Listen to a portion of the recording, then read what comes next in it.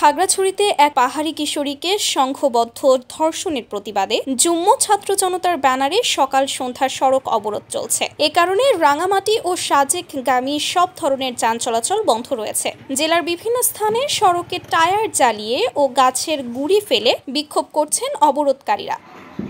গত মঙ্গলবার রাতে প্রাইভেট শিক্ষকের বাড়িতে পড়া শেষে ফেরার পথে ওই কিশোরীকে দলবদ্ধ ধর্ষণের অভিযোগ ওঠে। এ ঘটনায় জড়িত সন্দেহে একজনকে গ্রেফতারের পর 6 দিনের রিমান্ডে নিয়েছে পুলিশ। অন্যদিকে যুগ্ম ছাত্র জনতার মুখপাত্র কেনু মার্মা বলেন, আমাদের পুনর্নির্ধারিত অবরোধ শান্তিপূর্ণভাবে চলছে। সবাইকে বিশৃঙ্খলা না করে কর্মসূচি পালনের অনুরোধ জানাচ্ছি।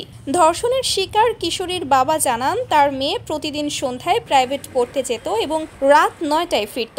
মঙ্গলবার সময় মতো না ফেরায় তারা শিক্ষকের বাড়িতে খোঁজ নেয়। পরে স্থানীয়দের নিয়ে আশেপাশে খুঁজতে শুরু করেন। রাত 11টার দিকে একটি ফসলের ক্ষেত থেকে তাকে অচেতন অবস্থায় উদ্ধার করা হয়। পরে তাকে জেলা সদর হাসপাতালে ভর্তি করা হয়।